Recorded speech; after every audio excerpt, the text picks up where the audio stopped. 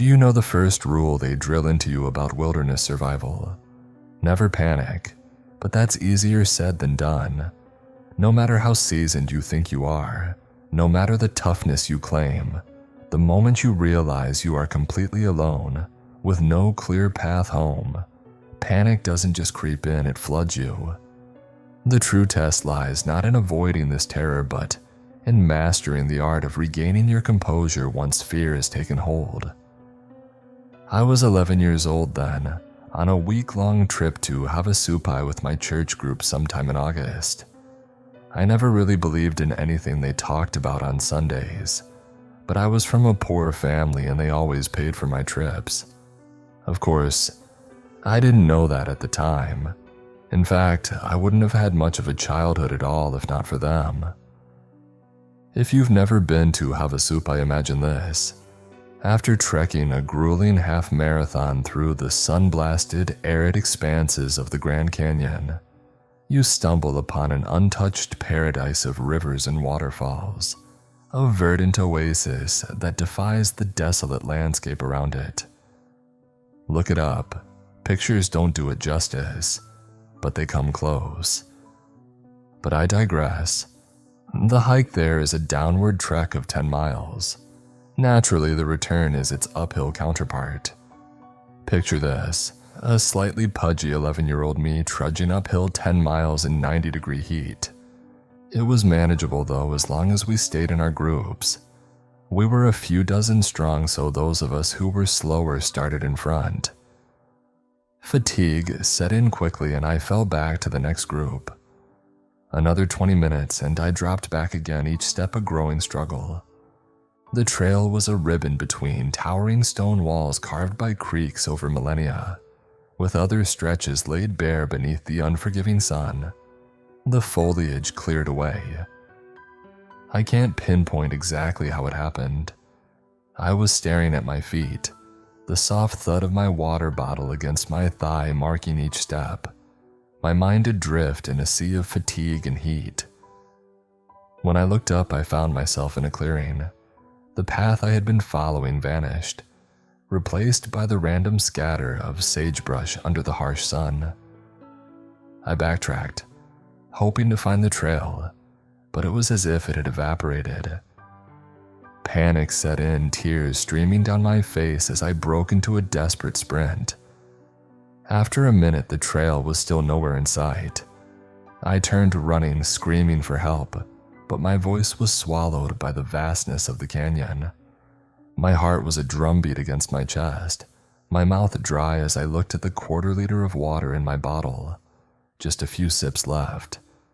I was going to die. That was the only thought in my mind. I ran in another direction, my voice hoarse as I screamed again. "Help! Help!"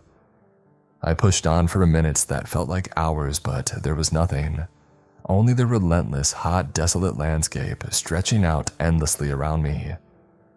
The sun bore down, turning the canyon into a furnace, the heat mirroring the mounting hysteria in my mind.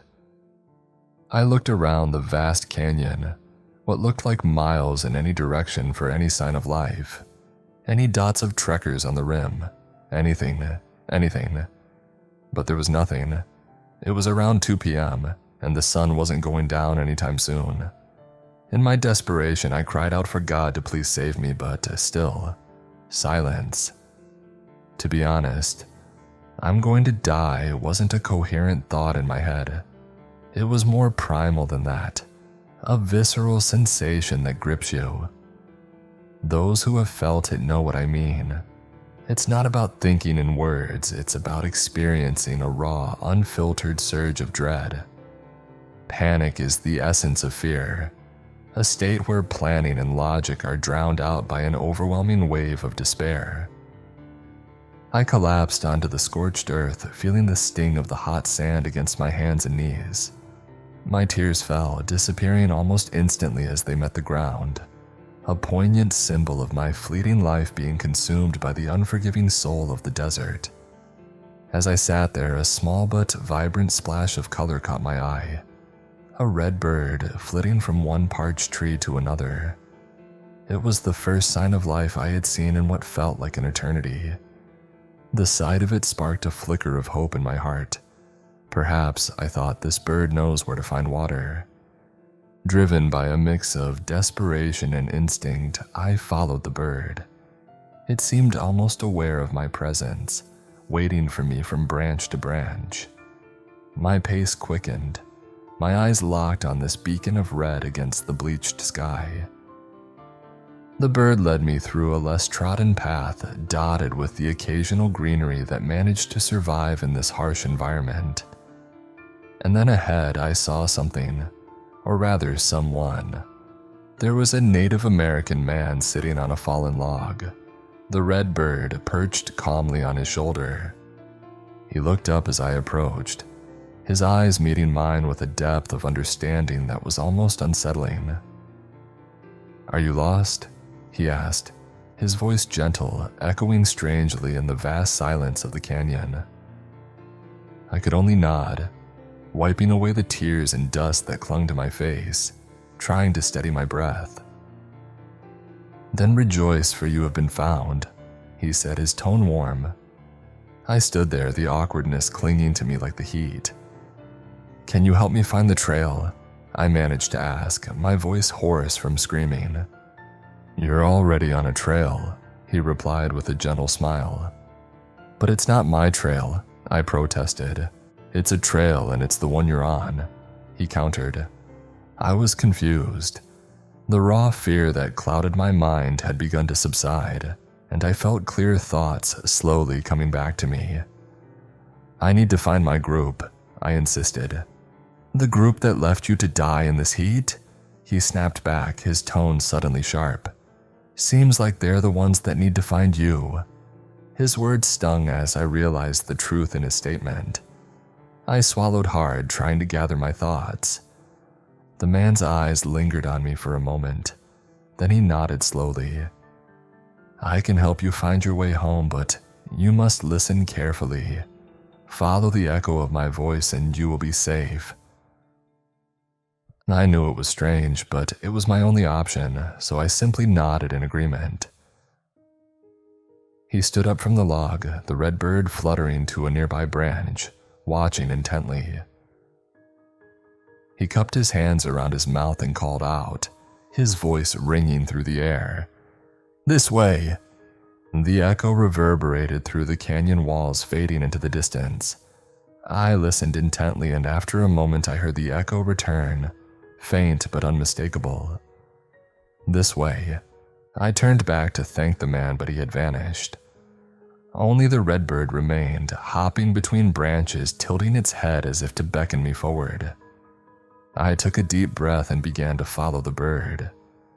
It led me through the rocky terrain, flitting from branch to branch, pausing occasionally to ensure I was still behind.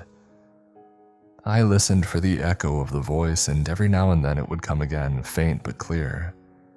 "This way." I walked for what felt like hours through the rocky terrain and across sun-scorched patches of desert. The red bird was my only guide, hopping ahead, then pausing to make sure I was still following. The familiar echo sounded intermittently. "This way," drawing me forward. The canyon twisted and wound around itself, and I felt disoriented, but the bird remained steady. I scrambled over loose stones, ducked beneath overhanging branches, and navigated through narrow passageways as the sun bore down relentlessly. At one point, the bird perched atop a barren tree, and I heard the echo again. "This way," faint but clear. I followed, feeling the sting of sand against my cheeks as the wind picked up. My throat was parched and my legs ached, but I pushed on. The bird led me to a small clearing surrounded by towering canyon walls. For a moment, I thought I was still lost, but then I heard the distant voices of my group. "Brandon! Brandon!" The group turned as one and ran toward me, relief washing over their faces. They hugged me, patting my back, and bombarded me with questions. "Where were you?" "We were so worried." "Thank God you're safe." Warmth spread through my chest as I looked around at their familiar faces. I was overwhelmed with relief and gratitude. They handed me water and snacks, and I quickly gulped them down. The leaders fussed over me, checking for signs of heat exhaustion. "You're going to be okay," one of them said reassuringly. I smiled and nodded, feeling a sense of safety for the first time in hours. I sat down on a rock, letting the cool breeze wash over me as the group gathered around, chatting and laughing. But just as I was about to speak, I heard a whisper on the wind. "This way." I felt the hairs on the back of my neck stand up. I have to go," I stammered, backing away. The leader's voice deepened. "You're not going anywhere." In that moment, I heard the whisper again, urgent and clear. "This way." I spun around and bolted, shoving past the clawing hands and running toward the ridge. I could hear them behind me, their voices rising in a cacophony of shrieks and howls. I glanced back once and saw the group standing in a line at the edge of the clearing, their faces twisted in anger, their eyes burning with a malevolent glow. They watched me with predatory intent, their laughter echoing through the canyon. I ran faster, my breath coming in ragged gasps, until I heard the voice again, closer this time. "This way." The redbird fluttered ahead, guiding me through the twisting paths of the canyon. I followed, barely daring to look back, until I stumbled upon a familiar part of the trail. I recognized the marker stones and the way the path curved around a large boulder. Ahead, I saw another group of people, and my heart leaped with relief when I recognized the faces of my real friends. They looked up as I approached, their expressions a mix of shock and joy. "Brandon, there you are," one of the leaders cried, rushing to me and wrapping me in a tight hug. "We were so worried." I got lost," I managed to say, tears welling up in my eyes as I looked around at the familiar faces. "But I'm okay now." The group gathered around me, offering water and snacks and fussing over me with genuine concern. As I sat down to rest, I noticed the red bird perched on a nearby tree branch, watching silently. I smiled and gave a small nod of gratitude. The bird chirped softly and flew away, disappearing into the bright blue sky. I listened carefully for the voice, but all I heard was the laughter and chatter of my friends. The canyon was still, and for the first time since I had gotten lost, I felt truly safe. It's been 20 years since that day in Havasupai, and honestly, I'd almost forgotten about it. Life moved on, and the memories of that canyon faded into the hazy backdrop of childhood. But every now and then something happens that brings it all rushing back. Last week I got a message from Mark, one of my old friends from the church group. He suggested we catch up over a few drinks at a local bar. I hadn't spoken to him in ages, but I figured it would be nice to reconnect. The bar was dimly lit and Mark was already sitting at a table in the corner when I arrived. He hadn't changed much. Still the same lanky frame, still laughing too loudly at his own jokes. He greeted me with a firm handshake and a grin. "Brandon, long time no see, my friend. How have you been?" "Not bad," I replied, smiling. "How about you?" We exchanged the small talk for a while, reminiscing about old times and filling in the gaps of the years that had passed. He seemed warm and genuine, but there was something off about his eyes, something intense and unsettling. After a few drinks, Mark leaned in closer, his voice dropping to a near whisper.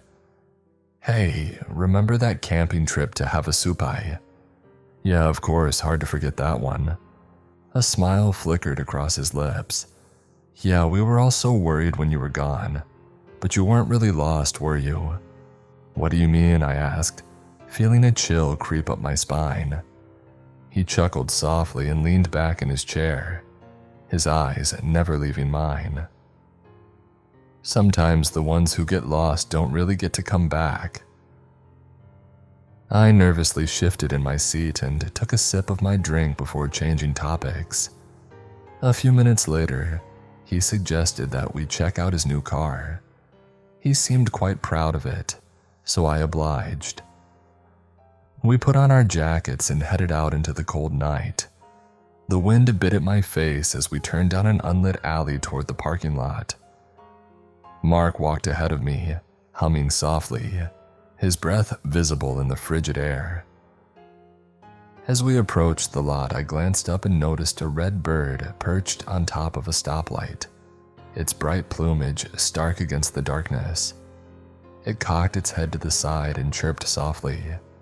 Then I heard it, faint but unmistakable, carried on the wind. "This way."